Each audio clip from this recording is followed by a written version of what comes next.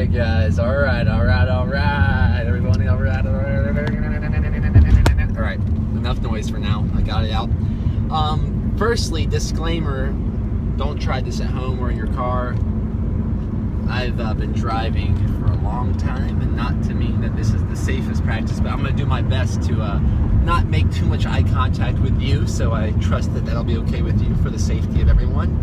And we're going to have some fun communication about the idea of where do dogs come from. And to start that out, I want to give a shout out to my friend JP, whose house we just left to bring Araya back to my family's home in Georgia, because we have an awesome pool. We're going to trade the cars out.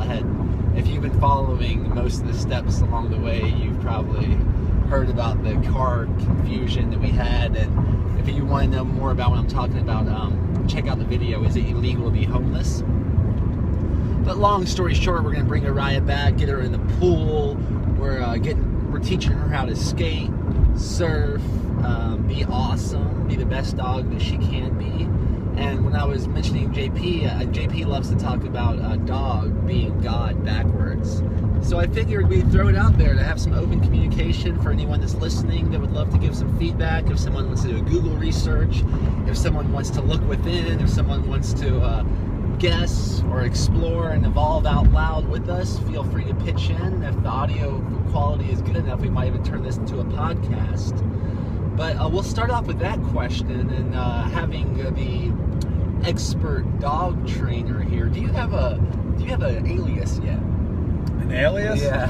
I mean, I go by Dylan the dog trainer. That's what most people know me by at this point. Dylan the dog trainer. Since we have Dylan the dog trainer, we're blessed enough to have him here with us on this car ride. I would love to know, do you have anything that comes up for you when you think about where do dogs come from? And before I give him the reins on the answering to that question, is you as well. Hey, Deanna.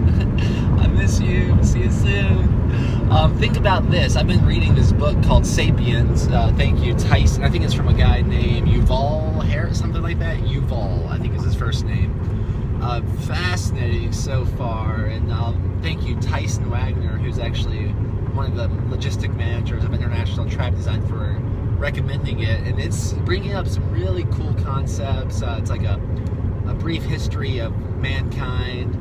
And they're making the point that potentially that a lot of people think that we've domesticated wheat, for instance.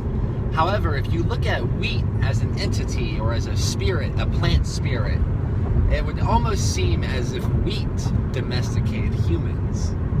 So it's something to consider. There's an awesome documentary on this idea called The Botany of Desire. I think Michael Pollan narrates it. He has lots of awesome books on the concept as well as that maybe we're less in control of the plants and animals than we think we are. And if you look at it straight up from the ability of the genes to replicate and duplicate and spread themselves around the world, you might start to think that wheat has domesticated humans rather than the other way around. So I would like to bring up that same point to you, Dylan.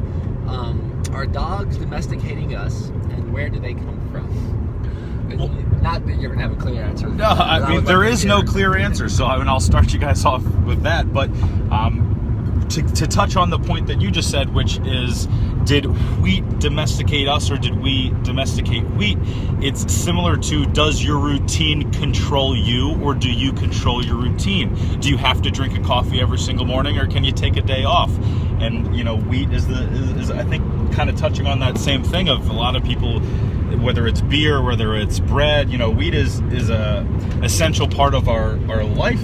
So it's interesting. And wheat also is one of the main crops, I think, that catalyzed us from going from what history shows and all the research that's been done has catalyzed us from going from a hunter-gatherer, nomadic, tribal type of reality more to a domesticated agriculture, thinking that your home is a box and like plotting and plowing and working. Actually, from my understanding, before agriculture, the person that worked in the farms and the wheat were most likely peasants. For when kingdoms started arising, that was more like a peasant backbreaking job. However, now it's like almost it's almost to have a home and a garden and to be staying in one spot and to have your routine and to think that you own that home and trim it up and perfect it rather than the whole world is your home. That's almost like the new American dream, or the new meme, or the new shared belief, the new shared subjective thoughts, rather than the objective one that potentially your home is wherever you're at and you're living where you're at.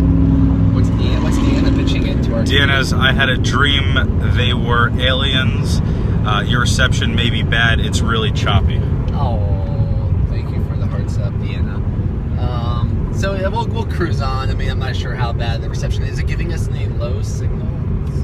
I'm not getting any low signal. Anybody else who's watching, can you guys give us a thumbs up, or can you guys say hello, or let us know what the quality is?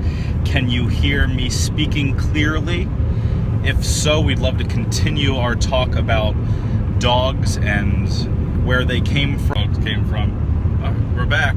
Yeah, we're not sure if you're hearing this, but if you are, maybe we'll see if we can scratch the surface of one of your questions with a fun answer out loud. And I'm not sure if anything, Dylan, you wanted to speak on anything that we brought up yet before I bring up the next topic. Yeah, I mean, it's very, I guess, captivating. If you guys want to take a second and think about where the first dog was domesticated. You know, myself as a dog trainer, I find myself to focus on natural and primitive styles of training to have massive respect for the origin of the wolf. But at the same time, when you think about the history of the evolution to a domesticated animal, to have the, you know, over 300 types of breeds that we have, to the point where we have 1.5 million dogs getting rescued every year of all different breeds, take a moment and have some appreciation for where they all came from. You know, it all started with, you know, the gray wolf and the wolf. So, you know, I think having some appreciation and some respect for, you know, the evolution of the entire species. And that's why I love working with huskies and shepherds and wolves. And yeah, I mean, take a second in Google and try to check it out. It's definitely interesting. And also, prior to the agriculture revolution, I also think that people were not under the belief that everyone is created equally. And even for a while, that when agriculture first came along, that was obviously not the truth. I think the part of the book that really fascinated me today, and someone maybe can give me the name of the Babylonian king who came up with, I think it was 1776 BC, it was like the law that was given to him by God from his perspective. And it was very much so based on not everyone being created equally. There was very much a system of superiority. I think there was actually 3 different classes of people, and there was 2 different sexes, and they were not all created equally. And it was more of the, an eye for a woman was, the results would be much different than if you took an eye from a man, or or let me put it this way, if you took an eye from a slave, then your repercussions would be much less if you took an eye from a superior class. And then in 1776, with the Constitution, you know, it's pretty interesting timing there, AD, that's when we were under the idea that all men are created equally. And I would happens there. Somehow, I'm surprised they allowed me to receive phone calls, but from a biological perspective, that's the amazing part is that we're not all created equally, that we all share different gifts, and that we're all amazing in unique ways, and that maybe we're all, you can look at us all as one, or you can look at us all as individuals, you can all look at us as cells of the same body. But these are all big topics that will probably warrant a lot of consideration. And what I wanted to talk about today was considering, hey Jeff, let me know if you can hear us, or if our reception is choppy like Princess Deanna was alluding to. Because if it's good, if it's smooth, maybe we'll keep on cruising through this communication. But basically the wolf, from your perspective, and you've worked with wolves before, Dylan, if I'm not mistaken. Correct. What do you think, and let's pretend we're in a wolf pack, there's obviously a system of superiority, correct? There's an alpha male. Yeah, I mean, there's an alpha male, there's, you know, as some people like to say, the pack leader, and you'll see a dynamic within every pack. One of my personal dogs is a dominant submissive. female dog who's the pack leader, and she helps socialize everybody in the pack. So there is a dynamic within a pack the same way there's a dynamic within a group of friends where you'll see there's one who usually leads the group and talks more and, you know, says, hey, we're gonna go here tonight, and then there's, you know, other people who might, you know, be more of the followers within that group. But what I want to touch on real fast is the concept of domesticating humans and dogs. I think it might have happened around the same time, and you bring up a great point with saying wheat is, you know, something that might have played into the domestication of humans. But if you think about humans and dogs at the hunter-gatherer state of mind, and then you know, incorporate this concept of growing plants and wheat, I think that's when the wolves might have started to become curious and started to becoming reliant on the human for food, and they would start to get fed by the humans, and that relationship of the humans, you know, kind of using wheat to kind of lean away from being a hunter-gatherer, as well as the dogs becoming dependent on the humans. What's that person say? I'm going to. I'm getting a clear reception. Awesome, I love it. Awesome. So I think both of them played into the domestication of each other. I think wheat might have been the catalyst for the opportunity for dogs to become dependent on man for food, and for humans to evolve and domesticate themselves from hunter-gatherer state of mind. And I think maybe that's when we start to see the wolf become more friendly, more dependent on the human, and become the man's best friend that we know and love. And then, you know, obviously, you know, what we read is it's been a 80,000 or 800,000 year journey of evolution to get to the domesticated dog we have today, like the golden retriever. So, you know, over that amount of time, I think, yeah, I mean, we might have been the catalyst for why we're all domesticated and we have the partnership with dogs the way we do. Yeah, and long story short, it's been a long story, according to the history that we know of. And we is what basically, if I'm going to be honest, what other people have told me or I've read. I'm imagining that the sources are credible. It seems to make logical sense, but it could have been over a long time span with lots of genetic mutations, lots of maybe feeding wolves, taking them to other parts of the world, maybe them all of a sudden becoming intertwined and codependent with the human pack that they're traveling with, and then breeding in and out specific qualities that they would think would be best, maybe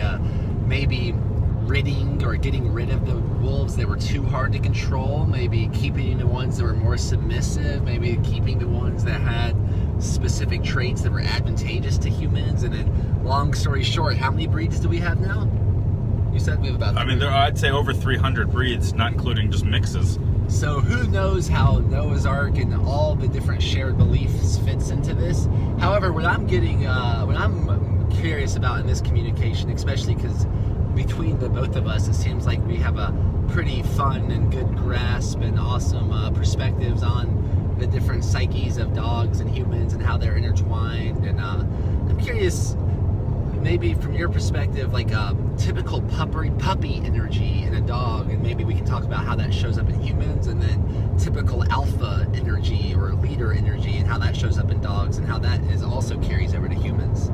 Yeah, well, the one thing that we've kind of noticed is, even though this puppy is sleeping so cute, but even though this puppy is super adorable and only 13 weeks old, we still see that it gets mouthy, that it can't help but be a primitive, primal dog with those urges when it gets overexcited, and when a dog doesn't know what to do with that energy, that excitement that we have as children or puppies.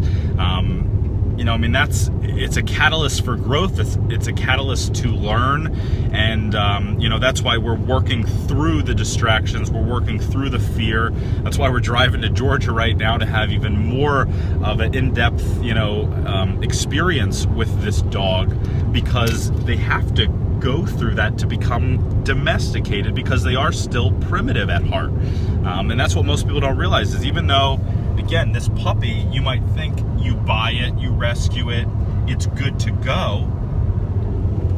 they need training, they need guidance, and that's why we see that, you know, 1.5 million dogs get rescued, half of them get returned, 96% of rescue dogs don't get trained. So we, you know, if that's the concept, most people think that a dog at this point is domesticated, but from what